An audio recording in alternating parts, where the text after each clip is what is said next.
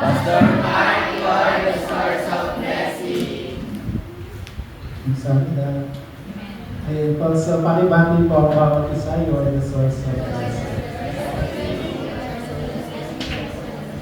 So, praise God po sa magandang panahon after 2 weeks. And I pray na tuloy-tuloy na yung good weather. Amen? Parang ayaw ng mga estudyante. So, kailangan na natin makapagpatuyo ng mga damit. No? So, sana magtuloy-tuloy na po yung magandang panahon. And as we listen po sa Word of God today, let's remember po, naalala ko lang po sa aking sarili.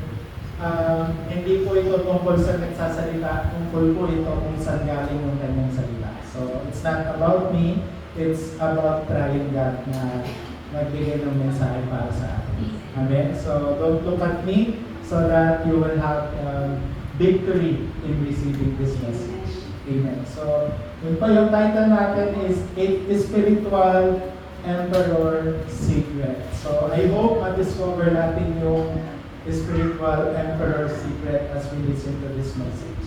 Amen. So, ayun po, sa ating introduction, ano po ba yung secret? Kayo po ba, ano po ba yung main secret na meron kayo? When someone asks you, what is your power, what is your secret? Ano yung main edge mo sa ibang tao? Saan ka ba nakakalamang? Diba? Dapat yan yung madiscover natin. First, we need to confirm po that we are a spiritual emperor. So ngayon pa lang po, dapat tanggapin na natin na tayo ay tinawag ng Diyos bilang spiritual emperor. Ibig sabihin, tayo ay tinawag ng Diyos bilang mga spiritual leader. Ito po yung ating calling, ito po ay privilege sa atin. So hindi po ito na ibibigay sa lahat, but ito po ay ibinigay sa atin ng Diyos. So I hope we need to accept that we are a spiritual emperor. Siyempre hindi po tayo dapat maging mayabang or tawag po doon maliitin yung mga tao sa paligid natin. Diba? Instead, we must be proud that we are called to be a spiritual emperor. Amen? Like the second remnants po, diba? They are able to save emperor. Kahit nung tinignan nyo sila sa physical na paningin, parang wala naman itong mga tawag doon, wala naman silang background, pulubi lang naman sila or mga alipin, pero since alam nila sa sarili nila that they are called to be spiritual emperor, they are able to save din po yung mga totoong emperor that time. Yung mga hari, yung mga kings during that time na iligtas po ng mga remnants natin. Amen? Kasi sa sarili pa lang nila, alam na nila that they are the spiritual emperor. Diba? So for example, yung isang estudyante na, yung alam yung mga estudyante na passive lang, hindi mataas yung grades, pero they are able to influence yung mga mas ahead sa kanila. They are able to influence even yung kanilang mga professor, yung tao na walang background, but able to save yung mga taong may background. Amen? Amen. So we need to accept that we are a spiritual emperor. So yung spiritual emperor, they are able to save. Hindi po sila disabled. They are able to say, bakit? Sabi nga po sa kanila, diba, God is able and He will never fail. At yung Diyos na yun, nasa atin po yun. He is able, kaya we can able to save even yung mga emperor dito sa mundo. So, ayun po. And sabi dito, how can I go and carry word evangelization? Eh wala nga akong background, yung family ko nga, hindi ko siya masave eh. Wala nga akong kahit ano eh. So how can I save my family? So we will discover po yan as we proceed po sa ating message. Sabi po dyan, number 1, pre-conquer. So ito po yung ginawa ng 7 remnants. Hindi pa po sila pumupunta rin sa pinaka-main event, pero wala pa silang ginagawa. Sa isip nila, nagkakaroon na sila, nagko-conquer na sila. Nagkakaroon sila ng nag-go sila in advance. Diba may term tayo ngayon na advance to mag-isip. Dapat ganun tayo spiritually, dapat advance tayo mag-isip. Kaya na-fulfill yung mission na ibinigay sa kanila ng Diyos. Kilala niyo naman po sa Reverend Pew, di ba? Yung pinaka-head po ng Redman sa Tandara Bank. Bago siya, 30 years ago po, bago pa ito kumalat sa buong mundo, napanood niyo po yung WRC, di ba? Iba-ibang country na rin po yung narating ng mission na to. Bago pa po yun, 30 years ago, nagkaroon na siya ng nag-advance na siya sa isip niya pala, nag-advance na siya sa panalangin pala. So he is able to conquer po yung nagawa niya na po yung world evangelization. So yung isa pong leader, yung isa pong emperor, dapat siya po ay nagpa-plan ahead, nagkakaroon po siya, nag-think ahead, tapos nag-a-advance po siya. So we need to go in advance. Amen. Ano pa po? Ito yung blessing of no one can. 99% po hindi po ito magagawa ng mga tao, pero kasama po tayo doon sa 0.01%. Amen? We are blessed na mapili tayo ng Diyos to save yung 99.9%. Amen? So, kasama po tayo sa minority. Yung tinatawag po minority. And if hindi mo po maintindihan that you are belong po doon sa 0.01%, ano po yung ending? Tayo lamang po ay tawag po doon mag-prepare. As like Joseph, he was able to think in advance, plan in advance, and go in advance. Amen. And then, another example, si Moises, nung sinabi ng Diyos, magkaroon kayo ng blood sacrifice. Naintindihan agad yun ni Moises. Nung sinabi niya yun sa Parao, walang idea, ano ba yung blood sacrifice? Ano bang gagawin natin dyan? Hindi niya alam. So, if you don't understand yung covenant na to, kahit po tayo, magkakaroon po tayo ng failure. Mapapagod lang din po tayo. So, we need to understand po yung covenant so that we will experience din po yung victory in advance. Amen? Hindi pa tayo, wala pa tayo dun sa main event, pero may experience na natin yung victory in advance. Sabi ko dito, your thoughts now are your future. So ano po ba yung iniisip nyo ngayon? Ano po ba yung mga worries nyo ngayon? Malaki po yung maaambag niyan for your future. If in case na-stuck ka or na-stuck ka na rin sa pagkakaroon ng disbelief or unbelief, ito po ay makaka-apekto sa ating future. Mag-auto-fail po tayo. So we need to have yung faith natin, magkaroon tayo ng totoong pananampalataya. At panghawakan natin to. Panghawakan natin to so that we will secure po yung ating future. So yung standard mo ngayon, yan din yung standard mo sa future. Diba? Sabi nga kung gusto mong gawin yung gawain mo bukas, gawin mo yung gawain mo ngayon. Diba? Ganun po siya kasimple. So, ayun po. Pangatlo, Christ or yung 777. Alam naman po natin yung 7 partisan, 7 journey, and 7 God po. So, we need to go inside Christ. So, remnants, huwag po tayong papalaya. Anything outside Christ is not helpful po. Anything outside Christ will not gonna work. Kaya we need to go and begin with Christ. Amen?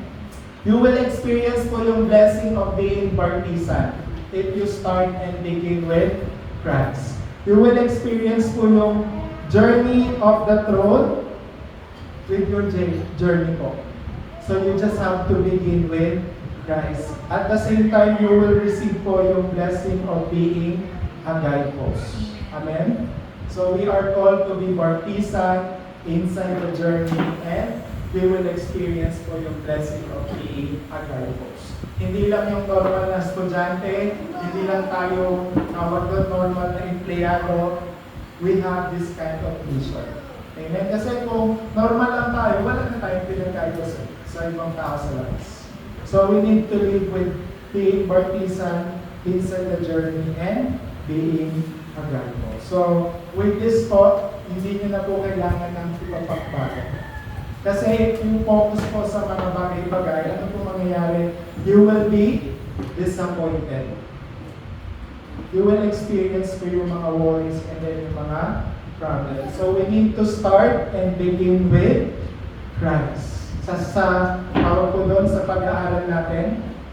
Ngayon yung mga estudyante kahit walang pasok, nagre-reklamo sila parang gusto na lang nila may pasok Yung mga remnant kahapon sa General Trias, malungkot sila kasi wala daw pasok Kasi ang dami daw pinapagawa, ang dami daw pinapasulat. So, anong gagawin natin? Study inside Christ. Don't just study. Kasi lahat ng mga estudyante nag-aaral yan. So, we need to know yung ating edge. Amen? Yung ating lamang. We need to study with Christ. Amen. Next one. Ayan. So, ano yung reason? Siguro.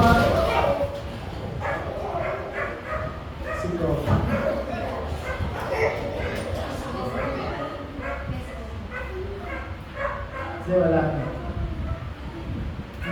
Baka pumasok. Ayan. So, ano yung reason po? Meron po ba kayong ibang reason to begin and to start with Christ? Wala na po tayo ibang reason. Kundi po sa akin yung gawa ni Satan. Wala na po tayong ibang reason kundi labanan yung mga strategy ni Satan. Amen? Bakit po? Satan, we cannot see Satan. Hindi rin po natin makikita ang Diyos, hindi rin po natin makikita yung mga angels. So that we need to prepare. We need to prepare kung ano pa yung kayang gawin ni Satan. Ano ba yung kaya niyang gawin? Number one, yung pagtatag ng mga fake spiritual emperor. Ito yung target ngayon ni Satan, hindi na lang mga normal na tao. Yung target niya na yung mga leaders na. Hindi na po tayo lalayo, diba? Dito pa lang sa Pilipinas, ano yung mga tinatarget ni Satan? Yung mga leader ng Pilipinas. Diba? Kasi pag leader ka, pag nagsalita ka, may tawag ko doon, influence. Pag sinabi mo, diba, nung kay Daniel, wala mo nang magpapray sa tunay na Diyos, lahat ng tao wala silang choice, kundi sumunod. Diba, sa ibang country ngayon, ewan ko kung research nyo sa Nigeria, sa China, pinipersecute yung mga Christian, diba? Sinusan galing yun, for sure galing yun sa mga emperor or sa mga leader. So yun po yung ating target. Yung saan pa kumikilos si Satan? Sa pamamagitan po ng 3 organization. Kilala po natin si Bill Gates, di ba? Sino si Bill Gates? O mga estudyante dyan. Sino si Bill Gates? Hindi mo kilala? Sino gumagamit ng computer? Di ba si Bill Gates yung naka-invento ng computer and kahit saan ka pumunta, computerized na. Di ba kung wala yung yung Windows, yung Apple, siya lahat naka-invento niyan. Pero nangyayari po yung world evangelization sa pamamagitan lang ng ginawa ni Bill Gates. And si Bill Gates po, member po siya ng 3 organization. Sino pa? Si Steve Jobs pa yun? Si Steve Jobs, ano yung ginawa ni Steve Jobs? Apple. Diba? Siya yung naka-invento ng iPhone. So lahat ngayon gusto nang magka-iPhone eh. Diba? Hindi na Samsung. Sa Korea, Samsung yung product nila, pero lahat sila naka-iPhone eh. And sino yung mga nag-comment kay kay Ivana? May mga kilala ko, honestly, mga Christian nag-comment dun kay Ivana. Siyempre, di ba makikita pag friend mo yung nag-comment, makikita mo yung comment. And nakakasad kasi parang sa iPhone lang. Diba? Ganun po, nagawa na rin po ni Steve Jobs yung tinatawag natin world evangelization sa pamamagitan lang ng gadget. And saan ba tayo ngayon nadidistract? Saan ba tayo ngayon na tawag po doon? Na-addict. Sorry yung term pero di ba tayo ayaw natin sa addict, pero honestly, addict din tayo sa cellphone eh. Wala tayong pinagkain, iba lang yung pinagkaka-addict kanila, pero tayo, addict din tayo. Di ba? So, nahuhook tayo dun sa 3 organization. Di ba? So, ibang world evangelization po yun. Iba po yun. Amen. So we need to know yung reason. At ito po yung nakakalungkot, even po yung mga churches, wala na po silang interest sa mga bagay na to. Even yung ibang mga simbahan, hindi na po nila tinuturo yung patungkol sa mga bagay na to. Yung tinatawag po na spiritual world. Yung battle po natin bilang mga Kristiyano. Wala na po sila, parang basta po ako magsisimba ako, mag-worship ako, I will receive the message. Pero mag-stop na doon. Nagkakaroon po yung tawag po ng church attendee na lang. Diba? Kaya lagi natin inire-remind yung mga bata, diba? Buti na ngayon sa children, wala nang nagdadala ng cellphone. Kasi, syempre, nasa loob ka na ng church. Yung mga bata, kahit sa Gentry, sa Biasol. Kasi friend, medyo mahigpit niya si friend eh. Kinukuha niya talaga yung mga cellphone ng bata. Tapos, antay niya lang po akong umalis, tapos papagalitin niya yung bata. Diba? So, ganun po. We need to help our children po. And ano ba po? Dito naman po sa Korea naman po, ano po yung pagkilos ni Satan sa Korea? Yung mga shamanism, yung mga manghuhula. Sa atin hindi na masyado, siguro sa mga probinsya, di ba? Yung mga tao, kahit mga Christian to hindi na tayo masyadong concerned sa mga hindi Christian, pero yung mga nagsisimba, pumupunta pa rin sila sa mga shamanism, nagpapahula pa rin sila, chinecheck pa rin nila kung ano ba yung future nila, kung tawag po doon, magkakapera ba sila. Minsan yung gusto nila, yung ipapabless yung business nila, yung bahay nila, yung mga ganon. So, mga Christian na rin po ito. And bilang simbahan po, kung titingnan natin parang maliit lang tayo, pero dapat meron po tayong concern sa mga bagay na to. So ano ba yung main concern nyo ngayon bilang isang church? So you need to check po kung ano yung ating mga concern. Ano ba po? Number 2. Ayan, so conquer 300%. So na-message na po ito last week. Siguro bigyan ko lang po ng konting explanation. So blessing of only uniqueness and recreation. Ano pong ibig sabihin nito? Umpisahan po natin na maintindihan yung mga message na nare-receive natin. Na hindi po tayo nakaupo dito, tapos magsusulat, tapos tapos na. We need to understand yung mga message na to. Kasi ito yung way natin, o yung first step natin to fight Satan. Yung salita ng Diyos. Bakit po ang tawag po dyan historical message? Hindi po ito nagbabagong mensahe na ito. Lahat po ng bagay nagbabago, pero ang salita ng Diyos nananatili po. So, ayun po. Yung blessing of only uniqueness and recreation. Pangalawa, yung with Emmanuel Oneness System. Ano naman pong ibig sabihin nito? You must receive yung answer to prayer. Ito yung first important answer to prayer is to experience ko yung blessing of with Emmanuel and Oneness. Diba? Yun po yung blessing na meron yung 7 remnants eh.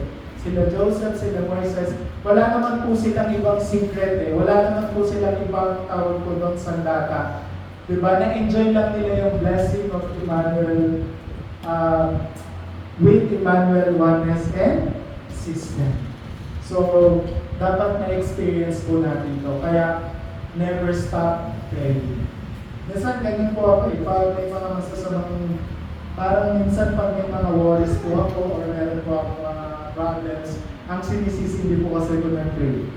Diba? Mali po siyang pero yung sa akin lang po yun. Baka hindi ko lang ito na ipag-pray. Kaya ito yung nangyayari. And then number 3, always with healing system. So, dali naman natin to sa ating field. Ano yung field ng mga estudyante? Yung school nyo, sa mga nagtatrabaho, yung office nyo, sa amin syempre yung church, yung field, yung mga simbahan natin. So, dali natin to. Hindi tayo estudyante dahil kailangan lang natin makapagtapos. Hindi tayo nagtatrabaho kasi kailangan lang natin ng pera o ng sahod. Diba? Kasi wala tayong pinagkaiba sa mundo kung yun lang dito yung ating nasa isip. Dapat maging ano tayo, yung remnant missionary. Yung campus missionary. So, hindi ka missionary, hindi ka pupunta sa ibang country tapos tatawagin mo ng missionary. Hindi po gano'n. Pwede ka maging family missionary. Diba? Or school or campus missionary. Hindi ka lang basta nag-aaral doon. Pinag-pray mo yung school mo, you are destroying yung work ni Satan sa school mo, and then in God's time schedule, you will be able to share the gospel and make disciples sa school mo. Kasi hindi tayo basta lang estudyante. Kasi mawawala yung ating identity. So we need to see this in advance. Amen. And then number 4, heavenly, thronely, and eternally system. So we need to enjoy this background. Ano yung background natin? Yung trono ng Diyos, yung kalamitan, and we receive yung eternal blessing. So, ito yung pinaka-importanting background na pwede nating ipagmalaki at i-enjoy. No, wala po tayo, for sure lahat po tayo dito, walang magandang background. Sino po dito yung mga anak ng mayor, ganyan, mga tagapagmana, di ba wala? Di ba yung sino rito yung ang laki ng pera sa bank account? Ayun, tagapagmana ng mga kauntangan. Di ba? So wala tayo lahat background, pero pag-iisipin mo, malulungkot ka talaga. Di ba pag-iisipin mo yung family ko, ganito lang, yung parents ko, wala akong background, sa public lang ako. Minsan may ganun tayo mga thoughts, di ba? Pero yung totoo natin background, yung heavenly, thronely, and eternally background. So diyan ka magsimula ng sistema ng buhay mo. Ano bang sistema ng buhay mo ngayon? Meron ka bang sistema dito ka magsimula? Amen? So yan yung napakahalaga ng system. And yung last po, yung winning war. So we can fight Satan. Spiritual battle. Yung winning wars. Ipanalo natin lagi yung laban. So remember mga remnants, you are victorious. Amen? You already conquered. Sabi nga diba, you are not a warrior, but you are a warrior. So, pero most of the time, warrior tayo, no? Sa church, parang warrior tayo pag Sunday. Pero mamaya, bukas, warrior na naman tayo, but back to normal. So, yung pagiging, natin, winning the wars, dapat everyday yan. Hindi lang yan pag Sunday, hindi lang yan pag may gawain sa simbahan.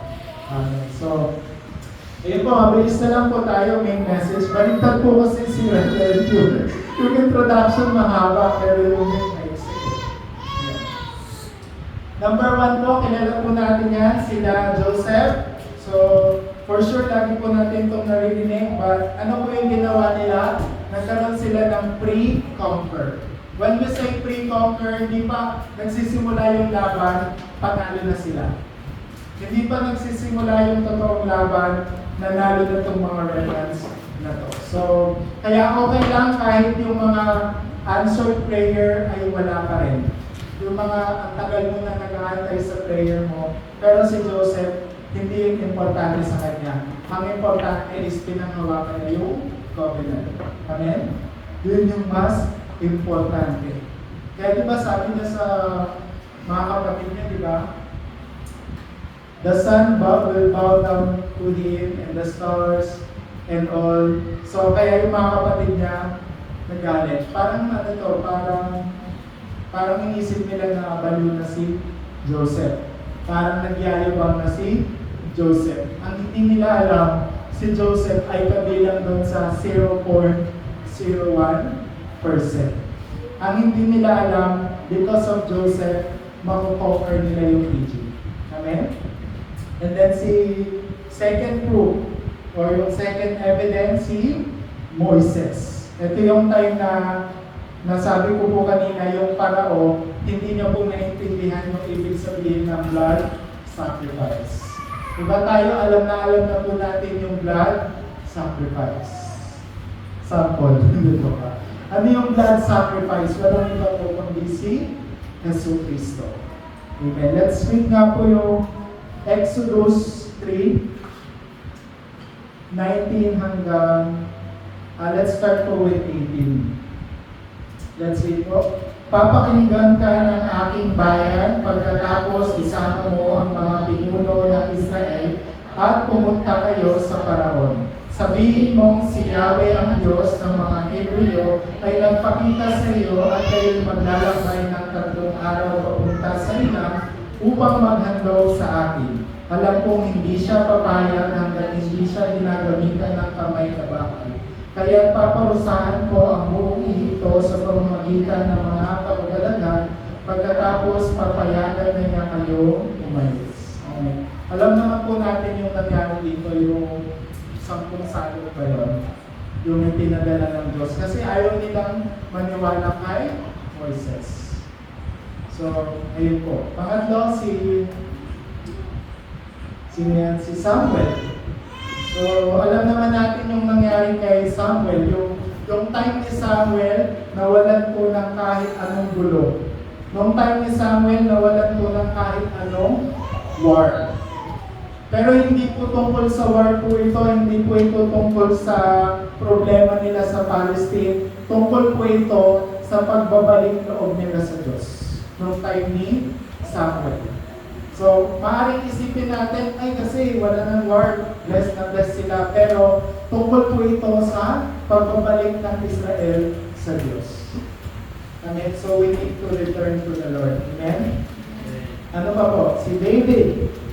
So, si David, hindi pa siya lumalaban kay Goliath, panalo na siya. Sa isip niya, panalo na siya. Bakit? Kahit bata siya, ang isip niya para siyang hari. So, inisip niya na hari ako, kaya kong talunin si Satanas. So, ito po yung dapat maintindihan natin. Amen? Napatunayan ni David na mga pangyarihan ang Diyos. So, dapat ganoon din po tayo. Mapatunayan natin that God is Almighty. So, hindi niya po ito parang bigla lang naisip. Bigla siyang natakot kaya naisip niya na God is Almighty. Minsan ganun tayo no? Pag may problem, ay, magpe-pray ako. Minsan ganun yung attitude natin. Pero ito si David, naisip niya na to bago pa siya lumaban kay Goliath. So, nagkaroon siya ng go-in advance. Same po with Daniel and 3 friends. Diba yung prayer nila?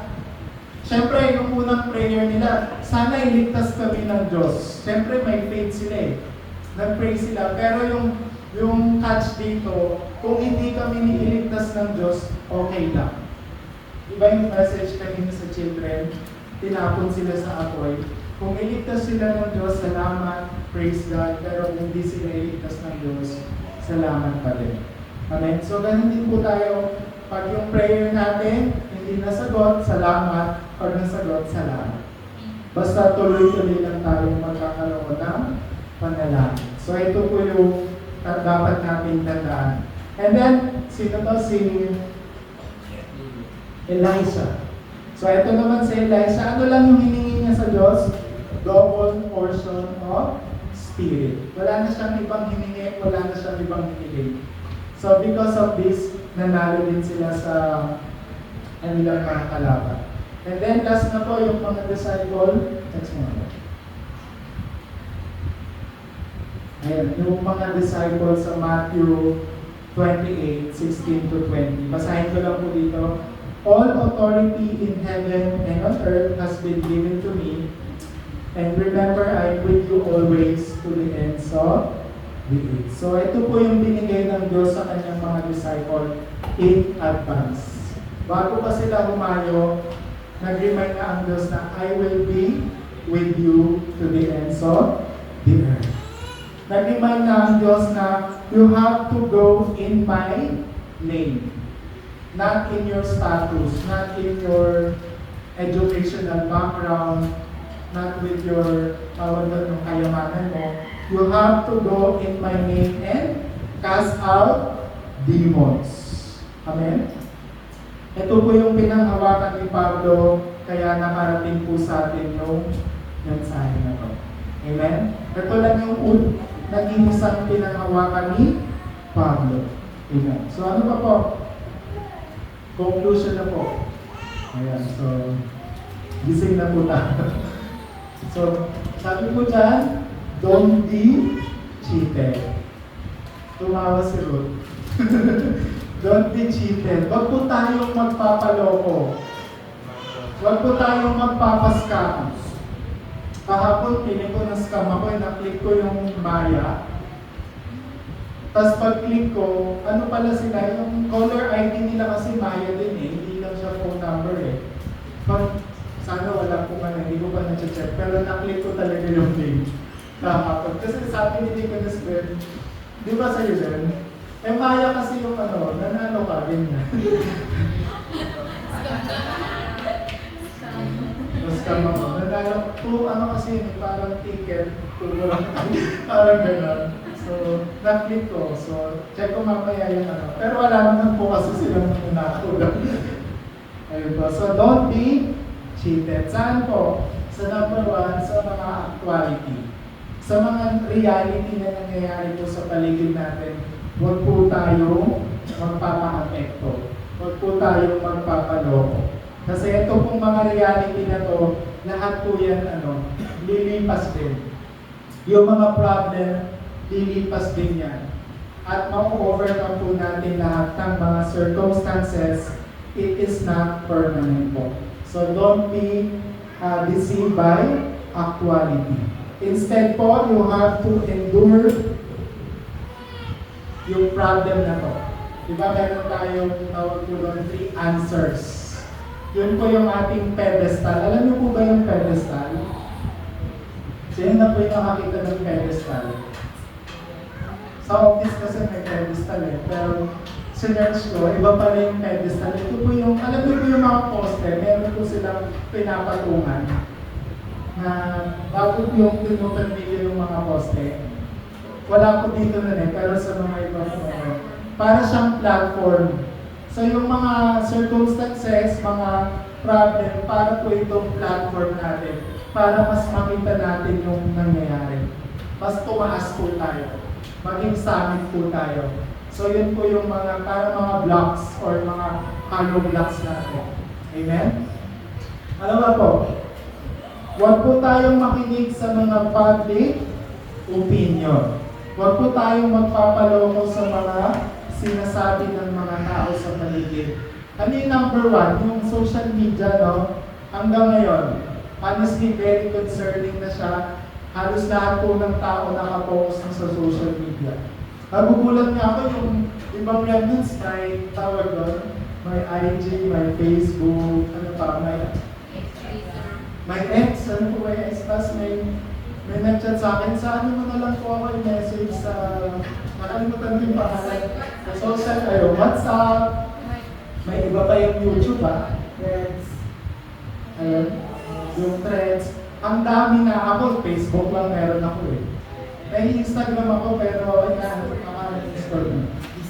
Ang dami. So, ano yung mangyayari? Makikita mo lahat no public opinion. Yung mga boses. Hanggang sa sobrang dami na ng boses na naririnig mo sa social media, hindi mo na naririnig yung boses ng Diyos. Natatabunan na. Diba? So don't be cheated by public opinion. Lahat po yan ay mga incorrect words. Lahat po yan ay mga kasinungalingan lang. Diba? We need to listen to the voice of God. And then last na po, don't be cheated by public thoughts o yung ideologies po. Diba sabi ko nga nung nag-college ako, na may subject po ako, tawag ko doon, philosophy. Sabi ni Reverend Q, nag-a-apply daw to sa mga college kasi sa college, marami talagang mga ideologies. So bago ka pumasok sa college, siguro si Ken tsaka si Aina, tapos si Rubilin dahil patapos na sila, alam nila yung iba't ibang ideologies sa kolehiyo.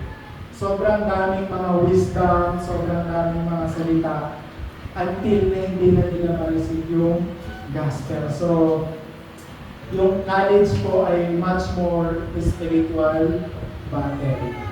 Ako po, honestly, Natuto po akong mag-issue ng college din. Nung bata ako, laman ako ng church eh. Laman ako ng simbahan, pero nung college ako, para syempre, iba na yung culture sa college eh, may hiyakang hindi sumama eh. Kaya nagsisimba naman po ako. Minsan nakikita ko ng pastor ko, umaga na ako umuwi eh. Syempre, nagpapanggap ka na hindi kasi ganyan. And yung daanan, for sure alam na yun ng pastor ko, hindi na lang ako na yung daanan, yung bahay nila, kung kilala ko si Pastor Ruben, yung bahay nila, wala po akong ibang dadaanan eh. Madadaanan ko po talaga yung bahay nila. Diba? Eh syempre si Pastor nagwawalis. So, sa college po, yung mga wala po sa college, ngayon pa lang po, mag-prepare na po tayo. Don't listen to actuality, public opinion, and then public thoughts. Amen? Yung emperor po, for example lang po ito emperor naglalakad, or let's say si Bongbong Marcos naglalakad, pag may lalapit sa kanya, huwag niya marilin. Naalala ko tuloy yung baha sa Facebook. Di ba pag naglalakad yung isang emperor o yung isang hari, pag lalapit sa kanya yung, for example, ulube or yung normal na tao, hindi siya mag-stop eh. Kahit sumigaw yan, diba? Hindi na siya mag-stop. Tuloy-tuloy lang siya kung saan siya pupunta. Kasi alam niya na he is emperor, he is a leader. May mga tao na siya napapansin doon. Alam niya na yung identity niya bilang emperor and bilang hari. So, ganun din po sa ating mga remnants. We are child of God. We are spiritual emperor. So, wag po tayong magpapa-apekto sa mga bagay na yan. Hindi po ito parang inferiority, no? Pero wag po tayong mag-stop dahil sa mga bagay na to. Wag po nating ma-miss yung mission natin dahil lang na-encounter natin itong actuality, public opinion, and then yung public thoughts. So from today po, wag po tayong ma-distract with any conflict and any material things. Amen? Amen. So yun po, palakpakan po natin ang Diyos. Saglit po tayo manalangin. Let's pray. Lord God, maraming salamat po for calling us and for giving us the identity bilang isang spiritual emperor. From today, Lord, may we enjoy this important calling. From today, let us experience po yung mga pagpapala ng isang emperor at patuloy namin makita, Panginoon, that wala man po kaming background in this world, but we have the most important background sa pamamagitan po ni Jesucristo. May we enjoy po yung aming buhay bilang isang bartisan. May we enjoy po yung aming life bilang nasa loob ng journey. And may we also enjoy our life bilang isang guidepost. From today, Lord, may we remember yung reason na tinawag mo kami. Walang iba po kundi to destroy yung darkness, to destroy po yung work ni Satan sa aming family, sa aming school, sa aming trabaho, sa aming kami naroon, Panginoon.